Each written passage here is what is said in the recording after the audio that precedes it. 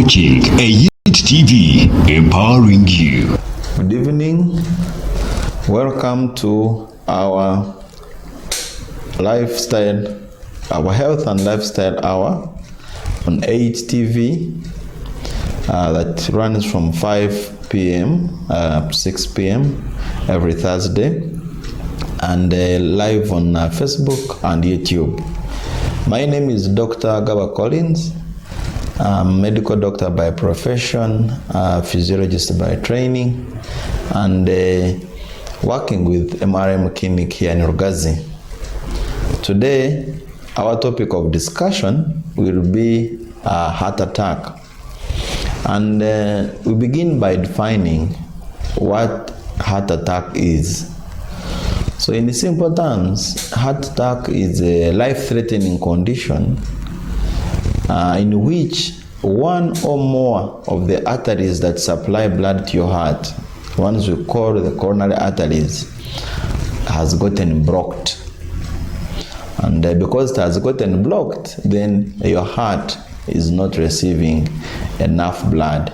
And because it is not receiving enough blood, then it may not be able to do its functions, which include pumping of blood to the rest of the body.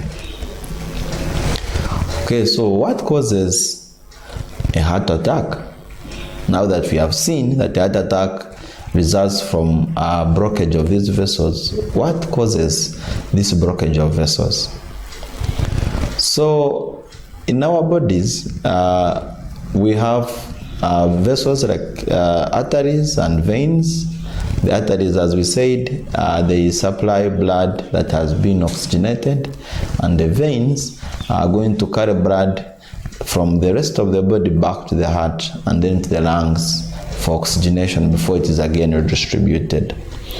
So as the blood has been oxygenated, the heart itself, much as it has a function of pumping blood to the rest of the body, also requires some blood to itself for it to be able to do its functions. And this blood to the heart flows through special arteries called the coronary arteries. Now, these coronary arteries are small vessels that supply blood to the heart. And in some situations, these arteries can get clogged, usually with fat, and the excessive bad fat with cholesterol.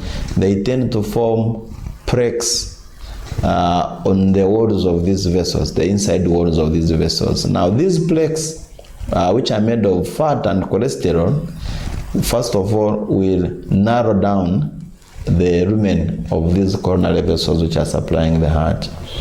But in some unfortunate incidences, these plaques can break loose from the wall of the artery, and they go into the blood saturation. Once they reach into the blood, the body tries to form clots along these plaques, and if these clots are big, they can actually close off a coronary artery. Now, it means that the part that has been blocked by this clot then does not, the part after the clot cannot receive adequate blood. And remember that the heart, as I said, requires this blood to be able to pump blood to the rest of the body. Then the heart will not be able to do its functions. So, in short, anything that will increase the amount of fat that you deposit in your vessels, as we shall see the risk factors, and therefore form these plaques, can actually cause you later on to have a heart attack. Some people may actually not have these plaques and these cholesterol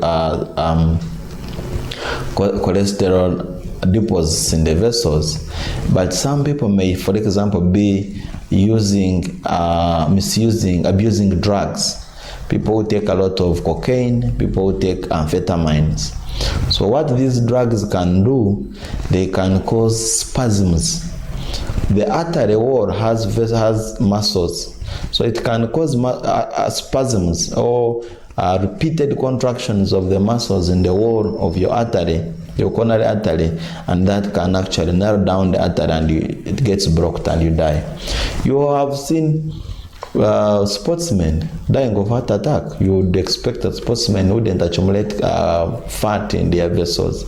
Sometimes in the middle of an exercise, maybe in the middle of the match, they can just get a coronary artery spasm, and that could actually end their life. So we've said that this comes from the clots that really, and the cholesterol deposits and the plaques that narrow down the vessels. So what are some of the risk factors? Of course, as you grow older, if you're a man and above 45 or a female above 55, the risk is higher, because the older you have stayed, the longer you have lived, the more cholesterol probably you have deposited. The other risk factor is the diet. If we are taking a lot of bad cholesterol, bad fats, cholesterol, the low density lipoproteins, all these increase our risk of forming these plaques. The other risk factor are people who smoke. People who smoke are also at increased risk of heart attack. If you are obese, then that increases your risk for heart attack by about 2 times. People who have high blood pressure or hypertensive, the change in the high blood pressure will cause changes in your blood vessels, especially the vessels of the heart, that can predispose you to having heart attack. People who have diabetes. If you have diabetes mellitus and the doctors have been treating you, you'll notice that there are some drugs they give you actually to reduce your risk of heart attack. So being diabetic increases your risk of having a heart attack. People who abuse drugs, if you abuse cocaine, if you use a lot of vitamins, then that also increases your risk of heart attack. There are people who have a combination of risk factors. One is a smoker, they are obese, they have hypertension, they are diabetic. So those ones, as you can see, the risk is even much higher. Okay, so those are the common risk factors that we see, and as you can notice, these are the things that we live with. If you take excessive amounts of alcohol, then you end up depositing a lot of triglycerides, the bad fat, in your blood vessels, and this bad fat can actually now cause the deposition of the plaques within the vessels. And as we said, once these plaques break loose, then clots form along with these plaques, then you can actually end up with a heart attack. So how does someone get to know, or how do even the doctors get to know that someone has a heart attack? So commonly, they're presenting really complaint, or the symptom that the patients will have is severe, very severe chest pain, which is usually on the left side, because that's where your heart is located. And this pain is usually described by the patient as the worst pain they have ever experienced. The worst pain ever. And the patient actually describes to you that this pain is so severe and is associated with chest tightness. The patient actually describes they feel as if a lion is sitting on their chest. An elephant, something as heavy as an elephant, is actually sitting on their chest. So it causes that chest tightness, chest heaviness, associated with shortness of breath. The person has been fine, then all of a sudden they have severe chest pain with a shortness of breath, chest heaviness, chest tightness, and then they could actually become sweaty, and they are cold but sweating. Some might vomit, might get nauseated, and then all these symptoms really suggestive that someone could have a heart attack. When they come to the hospital, the doctors receive them, and there are some specific tests after they have had an examination. The doctors can do some tests that could give a picture that this patient could have a heart attack. One of them is if they do what we call an ECG, which is an electrocardiogram. So this is a test where the doctors place special electrodes on the different parts of the body, and then these electrodes are supposed to pick up electric activity from the heart. Now, when the heart has had a heart attack, then there are specific changes, there are specific abnormalities that the doctors can look for in the electrocardiogram. And depending that, if the blockage is complete, then there are changes you see. But if the clot has not completely blocked the vessels but has significant enlarged the vessels, then there are also changes that we can see on ECG. The doctors could also ask you to do some blood tests, and some of these blood tests are looking at some of the proteins that are produced from the heart. So when you have a heart attack, there are some proteins that the heart leaks and produces, and this can be detected in blood, and they could give us an idea that the heart attack may actually be ongoing.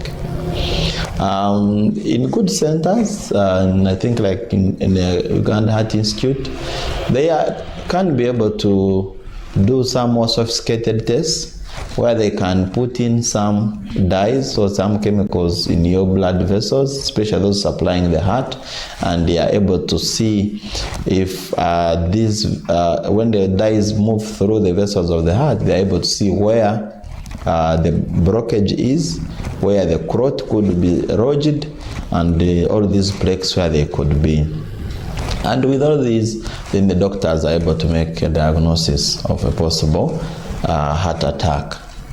Now, once we've made a diagnosis of heart attack, the doctors treat it, and the outcomes, or how well you do or survival, will also depend on, number one, how big the clot is. If the clot is taking off a major blood vessel, the big coronary vessel, the major part of the coronary vessel, then it might also present with severe symptoms, and probably sometimes these patients might even die before they reach in hospital. Again, if the blockage is complete, the condition might be worse than if the blockage is partial. You just have partial reduction in the rumen, but you don't have complete blockage of the rumen. The time from the time the person got attacked, the time they come to seek care.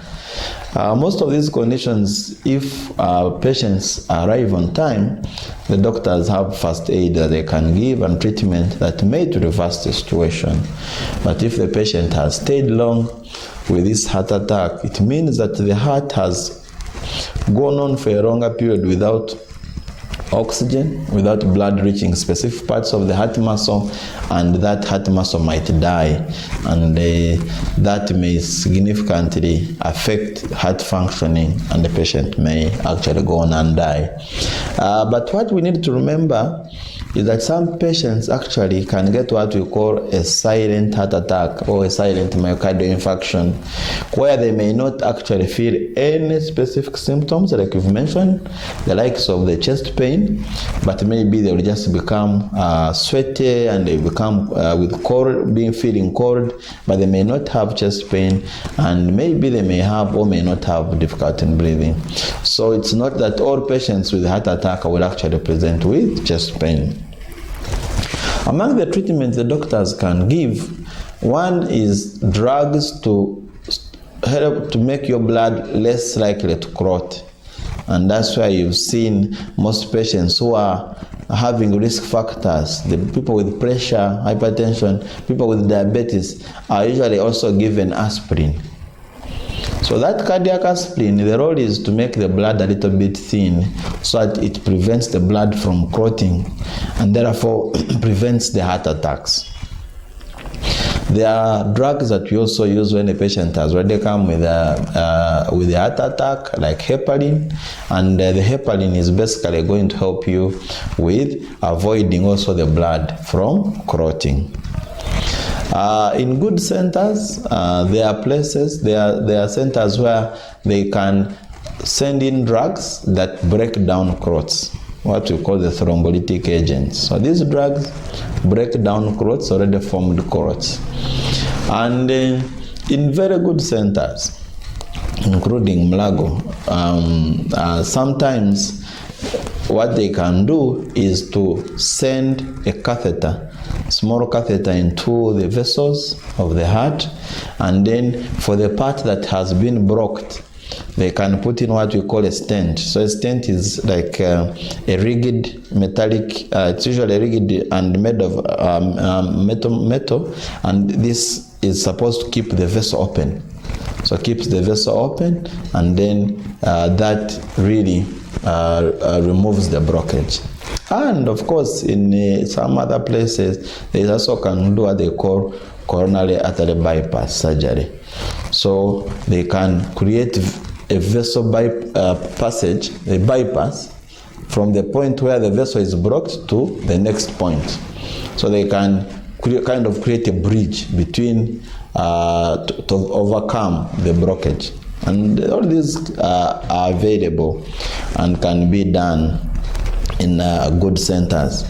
The other things that the doctor You're watching Ayit TV, empowering you. do is really to give you supportive care, make sure if you are on oxygen, give you oxygen supplementation, can manage your pain with drugs like morphine, and also can give you some drugs that are going to help with opening up a bit of the blood vessels that supply blood to the heart. And all these would go a long way in assisting patients with heart attack. But important to remember that majority of these patients, actually, a good number of them end up dying. Because one, they present late, and sometimes they present when the blockage has really been a huge blockage and a complete blockage, and patients are presented late.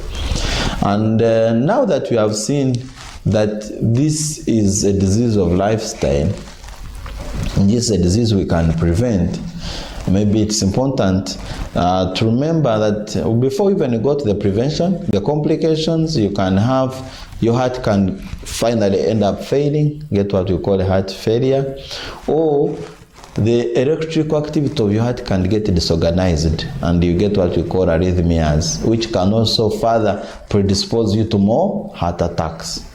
And in a few unfortunate people, they can actually end up dying. So how do we prevent these heart attacks? So prevention of heart attacks is, number one, lifestyle. As we've seen the risk factors, one of them was obesity, lack of physical activity, our diet. If you're eating a lot of fats and a lot of cholesterol, so if we improved our diet, we exercised and made sure we keep a normal body weight, they actually say that if you've been obese and you lose your weight by 10%, you've actually significantly reduced your risk for a heart attack. The other things we should do is avoid smoking, avoid illicit use of drugs, avoid drugs like cocaine, amphetamines, excessive intake of alcohol, because all that will predispose you to the bad fats, the bad cholesterol, which will further block your arteries. If you have diabetes, please manage the diabetes, see your doctor regularly, and the doctor will always give you drugs that will actually try to stop your blood from clotting. And also they could also give you drugs that can reduce fat within your body, what we call the statins. And if you're hypertensive, also see your doctor regularly, have your scheduled appointments fulfilled, and then that will help you in preventing heart attacks. Maybe what last one we need to mention is that in most patients who get a heart attack, they have usually had warnings before.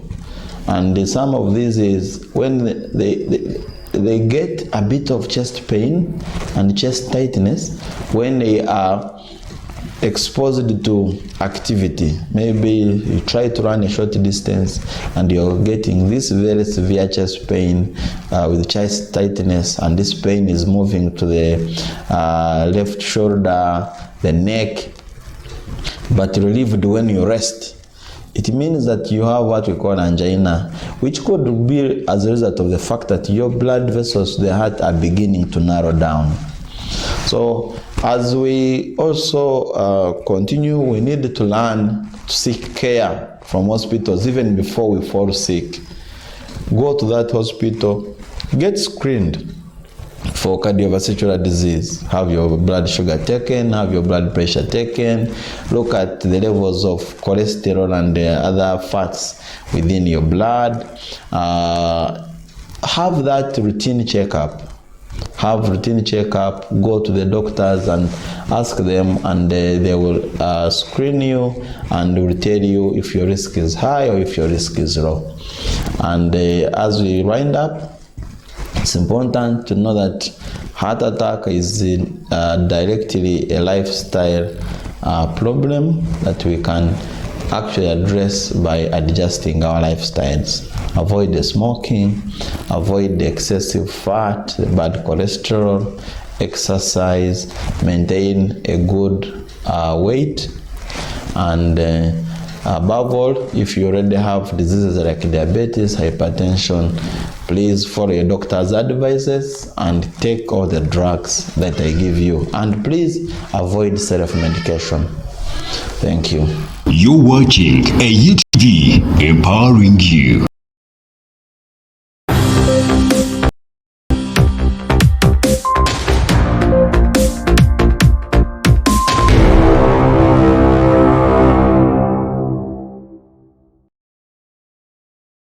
You're watching AUTV, empowering you.